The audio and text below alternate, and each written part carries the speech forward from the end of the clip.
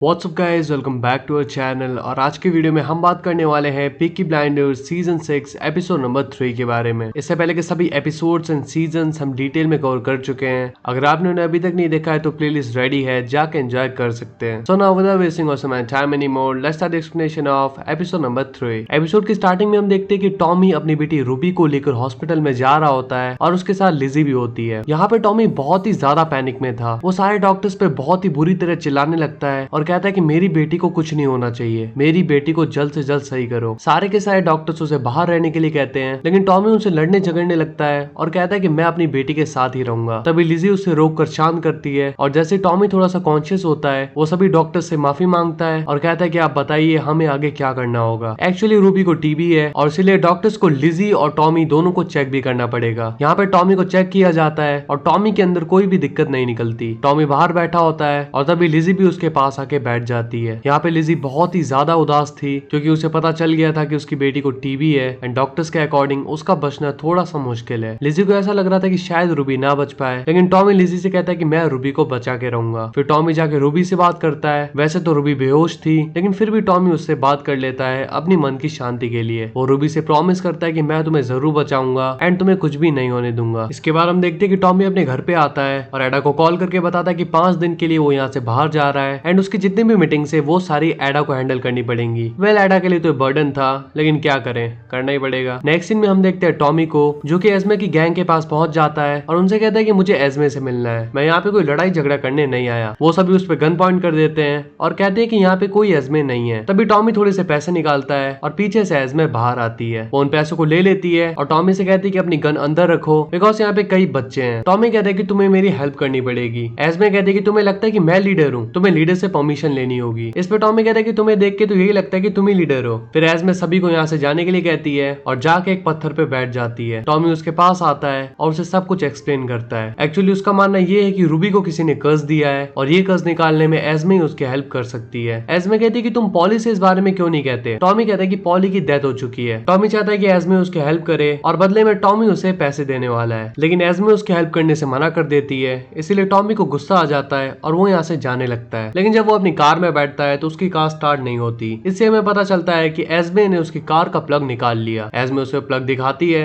और कहती है कि मैं भी तुम्हारे साथ चलने वाली हूँ। फिर एस्मे उस प्लग को लगाती है और टॉमी के साथ बैठ जाती है। वो टॉमी से कहती है कि देखो, मैं रूबी को ठीक नहीं कर सकती, लेकिन मैं एक ऐसी जगह जानती हूँ जहाँ पे मरे हुए लोगों को जिंदा किया जा सकता है। अब टॉमी एस्मे के साथ यहाँ से निकल जाता है। ऑन द अदर हैंड हम देखते हैं एडा को जो कि डायना के पास जाती है मीटिंग के लिए एंड यहाँ पे डायना उससे बात करने लगती है। एक्चुअली डायना को टॉमी पे क्रश था, तो वो एडा से ज्यादातर टॉमी की बातें कर रही थी। वो कहती है कि टॉमी आखिर यहाँ पे क्यों नहीं आया। एडा उसे एक्सप्लेन करती है कि टॉमी यहाँ पे नहीं आ पाया, लेकिन वो एडा को काइंड ऑफ टॉन्ट मारने लगती है। एडा भी पीछे नहीं हटती एंड हर बात का सैवेज रिप्लाई देती है। तभी वहाँ पे बाकी सारे लोग भी आ जाते हैं, लाइक नेल्सन, मॉजली, सभी लोग। और यहाँ पे नेल्सन एडा से पूछता है कि आखिर टॉमी यहाँ पे क्यों नहीं आया। एक्चुअली इस टाइम पे अगर फीमेल्स कोई मीटिंग अटेंड करें तो उन्हें इतना भाव नहीं मिलता था। एडा बताती है कि टॉमी की बेटी बीमार है, इसीलिए वो यहाँ पे नहीं आ पाया। इस पे नेल्सन कहता है तो उस बेटी की माँ नहीं है क्या। ये सुनकर डेफिनेटली एडा को गुस्सा आ जाता है और वो कहते हैं कि चिंता मत करो, नेक्स्ट टाइम से टॉमी ही मीटिंग अटेंड करने वाला है एंड नेक्स्ट टाइम से तुम्हें टॉमी के पास जाना पड़ेगा, मतलब कि टॉमी के घर पे मीटिंग होगी। एक्चुअली यहाँ पे सबसे ज्यादा पावर शेल्बी फैमिली के पास है। यहाँ पे जब वाइन चूज करने का टाइम आता है तो एडा आयरिश प्रेफर करती है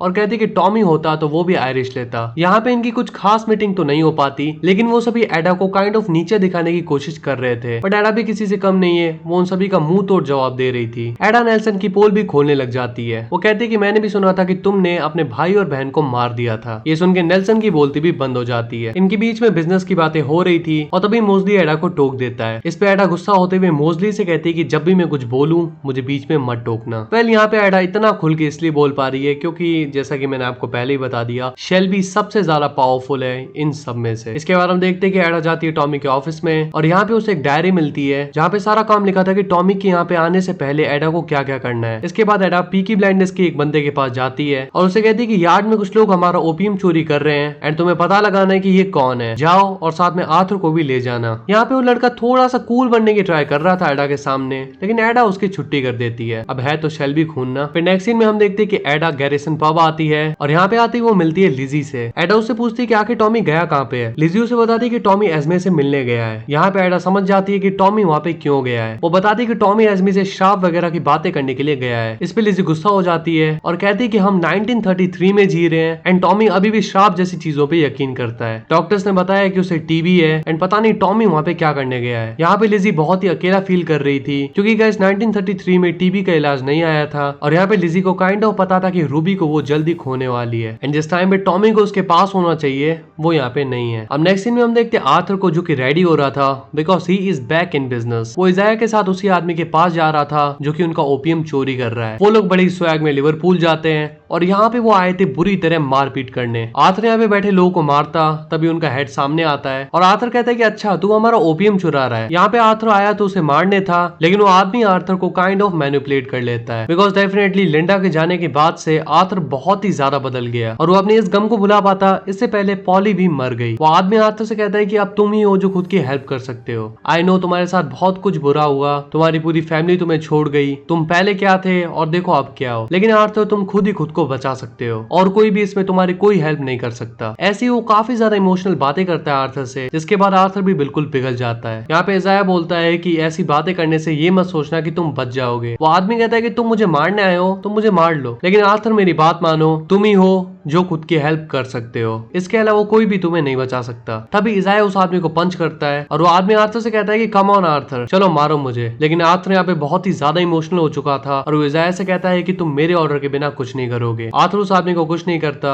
और सभी को लेके यहाँ से निकल जाता है। मतलब कि गाइस हम देख सकते हैं कि आर्थर के कैरेक्टर में कितना ज्यादा चेंज आ चुका है। ऑन दी अदर हैंड हम देखते हैं टॉमी को एंड यहाँ पे वो एस्मे के साथ एक जगह पे पहुंचता है और एस्मे उसे बताते कि आगे का सफर हमें पैदल तय करना पड़ेगा। वेल यहाँ पे घोड़े भी थे तो टॉमी उन घोड़ों के सहारे यहाँ से जाने की सोचता है और यहाँ पे एक रस्सी भी रख लेता है एंड एस्मे से कहता है कि तुमने मेरा वैसे ही बहुत ज्यादा टाइम वेस्ट कर दिया है, लेकिन जो तुमने बताया अगर वो सब कुछ सच नहीं है तो मैं तुम्हें फांसी पे चढ़ा दूंगा। लेकिन एस्मे बहुत ही ज्यादा कॉन्फिडेंट थी कि वो जहाँ पे टॉमी को लेके जाएगी वो जगह डेफिनेटली काम करने वाली है। इसके बाद वो लोग यहाँ पे पहुंचते हैं और ये बस एक कब्रिस्तान था। टॉमी एस्मे से पूछता है कि आखिर तुम मुझे यहाँ पे क्यों लेके आई। टॉमी को लग रहा था कि उसका सारा टाइम वेस्ट हो गया, लेकिन एस्मे उससे कहते हैं कि ऐसा कुछ नहीं है और एस्मे जो चीज टॉमी को बताती है ये समझने के लिए हमें थोड़ा पास में जाना पड़ेगा। तो सीजन 3 में आपको याद ही होगा कि ग्रेस की डेथ हो गई थी एंड इसका रीजन ये था कि टॉमी ने ग्रेस को वो कर्स सफायर पहनाया। इसके बाद टॉमी उस सफायर को लेके एक लेडी के पास गया था ये चेक करने के लिए कि वो सफायर कर्स है या नहीं, और उस लेडी ने लालच में आकर टॉमी से ये कहा कि नहीं ये सफायर कर्स नहीं है, क्योंकि इसके बाद वो सफायर उस लेडी को मिलने वाला था, लेकिन असल में वो सफायर कर्स था। उस लेडी ने वो सफायर ले तो लिया लेकिन जब उसकी बेटी 7 साल की हुई तो उसने अपनी बेटी को खो दिया। इसके बाद उस लेडी ने टॉमी को कर्स दिया कि जब टॉमी का चाइल्ड भी 7 साल का होगा तो उसकी डेथ भी हो जाएगी। इसी वजह से रूबी को ये कर्ज लग गया और अगर वो इस कर्ज को मिटाना चाहता है तो उसे उस लेडी को ढूंढना पड़ेगा एंड वो लेडी ही है जो इस कर्ज को वापस ले लेगी। ये सब कुछ एस्मे टॉमी को एक्सप्लेन करती है एंड अब टॉमी एस्मे से कहता है कि प्लीज उस लेडी को ढूंढ निकालो, तुम जो कहोगी मैं तुम्हें दूंगा, तुम जितना पैसा चाहोगी मैं तुम्हें उतना पैसा दूंगा। इस पे एस्मे उस लेडी को ढूंढने के लिए मान जाती है